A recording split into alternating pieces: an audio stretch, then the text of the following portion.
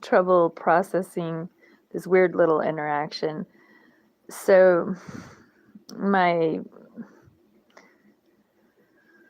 I don't know if I'm supposed to like call it in or just look at it as a big Sagittarius bluster, but essentially Garth has told me that I'm going to be stabbed for reporting Ozark, Iraq, for discriminating against women and disabled people, whomever he wants to discriminate against at Lifeboat. And Garth is got this like really gravelly voice. He likes to sing the blues, but he's just smoked up a big weed joint in front of the bar, and I was like, "Hey man, your weed's blowing on me." Kind of trying to stand out of the wind of his weed smell. And then my friend had to use the bathroom at the bar, so Garth took the time to like kind of chew me out. I was bragging on how Ozark was like threatening that he should put me in jail for calling clothing companies to get clothing on the homeless, which is just basically creepy. But the warming shelter was closed for like 10 days a year and a half ago, and Ozark's still obsessing on how basically I took the initiative to call some clothing companies because I was like, whoa, wait, why are the homeless running out of all these clothes? And everybody's sick and the shelter's closed and everybody's rained on and everybody's at risk of death. And so I was like, okay, I'll just call them companies and see where's some donations coming. And I remember directly saying to the guy at Columbia who was like, this is the best phone call I've had all day. And then as I waited like 45 minutes on hold to speak to him, and then the Helly Hansen people, they were like, oh, well, we already got our donation. We're about ready we just got to like get through one more check or something to hand it off. And then I called some little local company just down the road. I forget what they're called. They have like a bunch of Grindon stuff. And they were like, oh, yeah, we already donated to the warming shelter. And then I called the Raintown Collective, and they gave me like a little bag of like really worn out used clothes. And that Rick, who died, he took the jean jacket, and then Malachi took a bunch of stuff at the park. So I remember stating to them, hey, there are people that are kicked out of the shelter, and there are people that are kicked out of Lifeboat. And so there's people that are falling through the cracks are one of my top concerns because nobody's really getting stuff to them. And if Ozark won't give them any clothing closet or the warming center won't let them in the door to look at their clothing closet, those are the people that are really shut out of the system and falling through the cracks. So depending on your personal preference, would you like to donate to the day center, the night center, or the people kicked out of the day and or night center? So that was my spiel. Is like kind of superseding all of these little nonprofits. They're all going to discriminate against somebody. So that is not what Ozark's trying to say. Well, you were pretending to work for us, trying to solicit donations in our name. It's like, no, I was trying to get donations for everyone who's homeless, not just the people you don't kick out or not just the people you kick out, just like anybody and everybody at the comfort of the company by their own discretion, because some of them are pretty specific about who they want to donate to or who they feel safe donating to. And at this point, I wouldn't feel safe donating to Ozark's facility because he won't share it with the people he's mad at or having a tiff with. And so he's pretty unfair about hoarding all the donations to himself. So anyway, I was just like, lol to Garth, because I'm thinking Garth and I have had this like fun little rapport. Oh my god, I'm live. I'm literally talking in my sleep practically. But so Garth, he's like like, oh my god, I'm live. I totally forgot. I don't know who I think I'm talking to. Just talking to myself. But Garth is like I'm like hoping he can have a good lull about how funny this is that Ozark's like threatening the domestic violence charity advocate on speakerphone, being like, Mary, she's, predatory and like predatory. And like, how funny that is. And then it's like also funny that he doesn't even have the sense to know that being verbally abusive to the advocate on this like speakerphone call is not making him look like the good guy at all. It's making him look like a verbally abusive tyrant. But anyway, then he wants me put in jail for recording him saying she's lucky we didn't have her prosecuted or whatever. He wants me prosecuted for recording him saying she's lucky we didn't have her prosecuted. It's like basically my lawyer friend in California. Why did it just turn red? That's weird. So my lawyer friend in California was like, okay, so wait a minute. So he's threatening you with false charges for something that's not even a crime, which is something you're perfectly legally allowed to call a clothing company to ask for clothing for the homeless. And so he's threatening to have you put in jail for that, basically putting like this criminal twist on it. And he's trying to leverage threatening false allegations against you. It's defamation. It's clearly like hurtful to my character. And he's like somehow hoodwinked Kirk Wintermute, this little like 42-year-old baby lawyer, baby judge, man baby lawyer judge / judge. And so I don't know why Kurt Wintermute is like all into his cult of personality and everything, but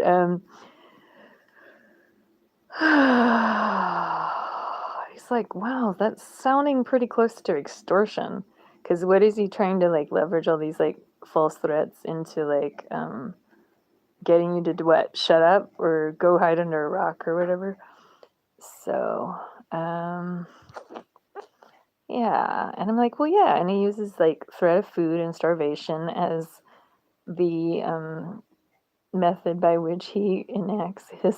So anyway, okay, here's the main point of the story: is Garth is like, the guy with the machete, he's like got stabbed because he came down to the meal side, and you endanger the lunches, you're gonna get stabbed. He's like, you got 60.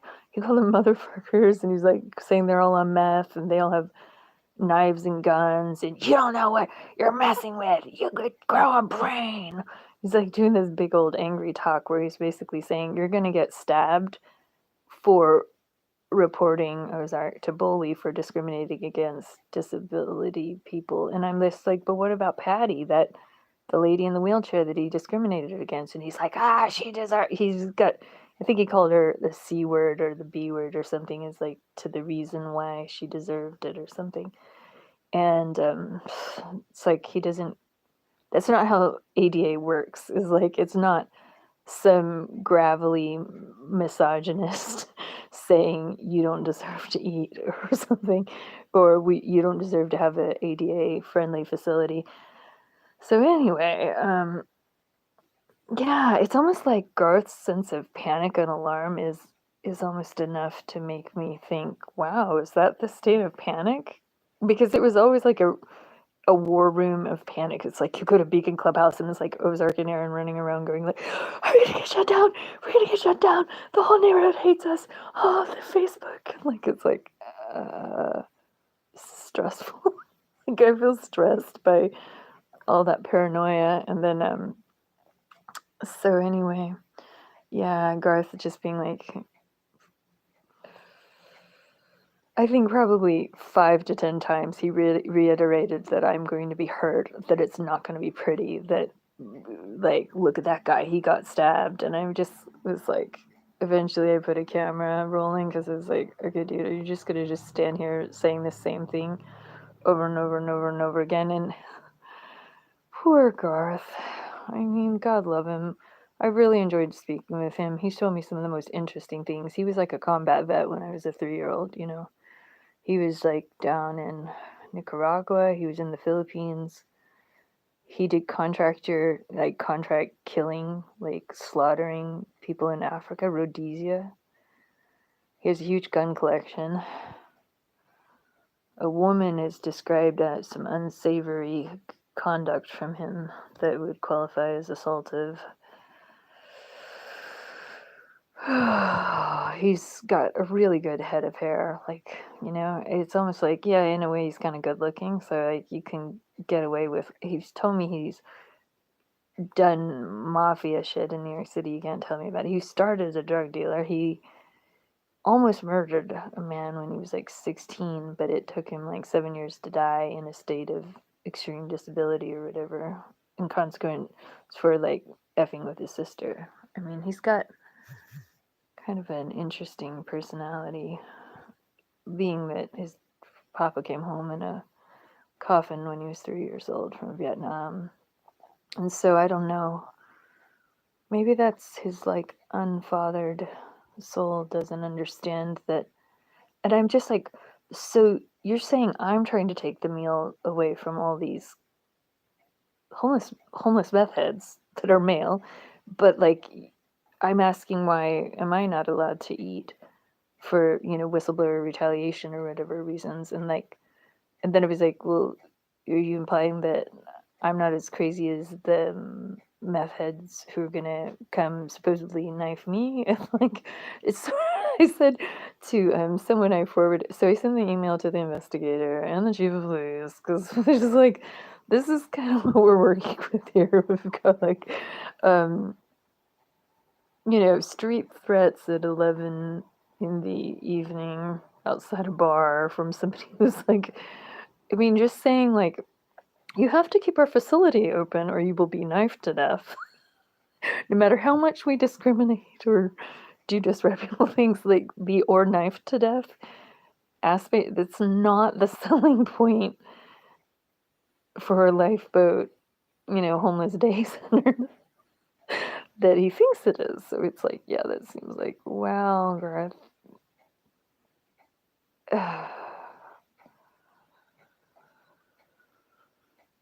Oh, tiresome. And Jonathan had a good laugh. Jonathan knows what's up, even for as bad as Jonathan can be on his bad days. But like, gosh, he's so smart, and so he had a good laugh, and he just thought like, oh yeah, Garth is flirting with you, and I'm like, so like, threatening to have me murdered by 60 meth heads from Lifeboat Services is the way that Garth flirts. I'm like, is that what he's into? And it does seem sort of like casual femicide or assassination. Like, one of the old geezers, like this other 60-year-old man who used to try to confront me, he was trying to like have a word with me about, people are saying this. This is back when I was the suspected OLCC snitch because all these like businesses won't treat the canners decent. So he was all trying to tell me that between that and like, the lifeboat, discriminating problems and like innuendo and all this creepy stuff that I was trying to put in one ghastly email. I was just like, well, I'm not like Jack Kennedy. I'm like not gonna get shot, am I? And he was all like, it kind of woke him up. So he tried to have one last go at chewing me out in the park, like in September of last year. And like, I was just like, eventually, I sat there and tolerantly listened to his man blustering, and then I just gradually grew to think of him as somewhat senile. And then I was just like, this is why I'm not at the other park. I'm at this park because I'm not in the mood to be harassed. And he just walked away. And every time I see him, I like walk across to the other side of the road. And he knows it's like abundantly clear that I'm basically never speaking to him yet. We're not on speaking terms. And I think for Garth and his like threat of like 60, and I'm like, really, is it 60? Isn't it more like 20 or 30? He's like 60 meth heads are going to stab you. And I'm like, well, I don't know. It was hard to get into anything with him, but like, yeah, unring a bell. And why am I having such a lull about it? But it's like, well, I've already made the report. What you gonna do now, dude? And then I just casually shout at the meth dude a block away, don't give him any meth. He becomes a domestic violence case if you give him meth. And it's like howling. You can't just like say that. And I'm like, how do you know I'm not part of running Jack Fisher out of town? I confronted him loudly and publicly and openly, as I did confront also Luis. And for a while there, verbally reprimanding meth dealers was my hobby. I think Barry Joe still told me I needed to get another hobby. And I'm like, I don't even know if I'm more concerned with the fentanyl crew or less, but I found out Corey Quint, the choky micropenis dude, he's like he's like the foot soldier of the fentanyl kids. Like he's carries all their bags, and because he's big and scary, he can like just like, yeah, him and Terry forever. But he's got this like really kind of cute little former, he was like a crab fisher or something up in Long Beach, Washington, but he's this little National Guard vet with back problems. He's just all strung out on the fentanyl. And they're reunited after Corey's long vacation in Cal. He was a homeless man vacationing in California. So he comes back to like be reunited with his bromance, and they're like happily ever fentanyl. And so Tim is in the fentanyl crew, and Nathan, who's supposedly going to detox. Hopefully, this guy's trying to get him into detox, and then Jules is supposedly in fentanyl, and then of course my favorite lady, who's also in the fentanyl scene. And you know, for some of them, the ones I don't really care for, I mean,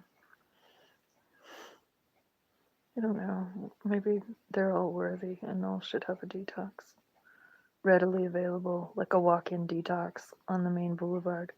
If we're gonna have like Skid Row all on one street.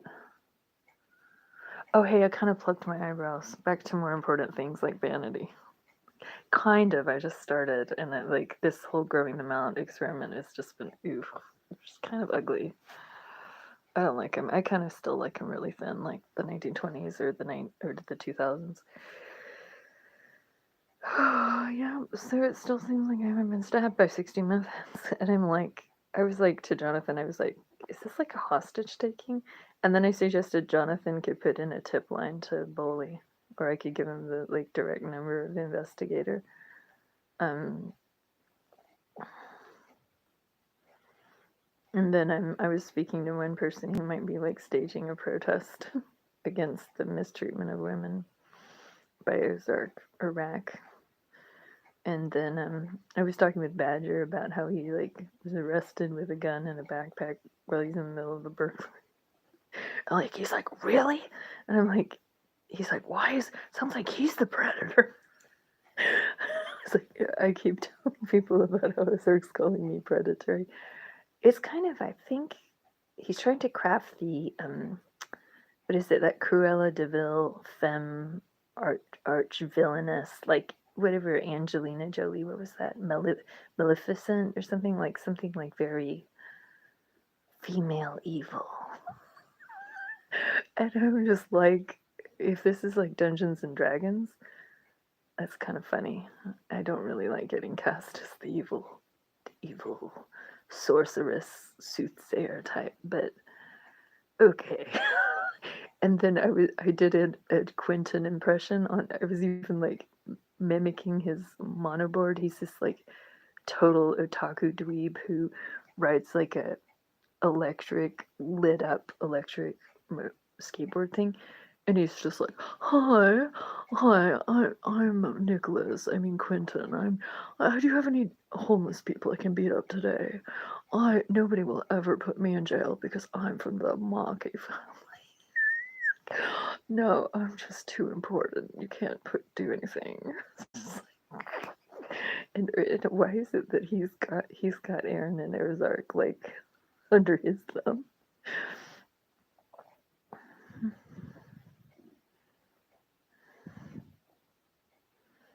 He.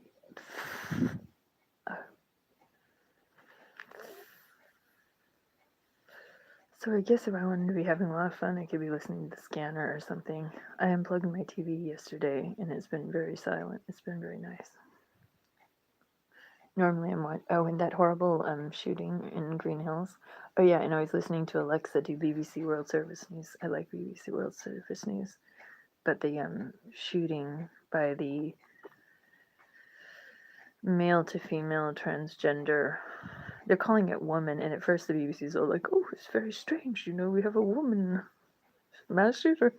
I'm just like, oh, but it was originally a biological male. I mean, maybe we can get gender equality in mass shootings. That's not a point of feminism at all. Never mind, that was a joke. It was a very grotesque. But so Green Hills, for anyone who doesn't know Nashville, is like one of the two poshest neighborhoods. It would be a little more nouveau riche than Belle Meade is Old Money, and Green Hills is like, I don't know, good money or fun money, or it's not tawdry nouveau riche, but it's less old money, but just money. And so these like rich neighborhoods of Tennessee. So y'all have a good night, and my pastor's mom, Mary Catherine Strobel, was knifed, and they were caring for the homeless, and it was a deranged serial killer on a cross-country killing spree who got her, knifed her, and stuffed her in her own trunk. So don't think, Garth, your input is coming off like a threat, even if you mean it as a cautionary tale about how you might get knifed for.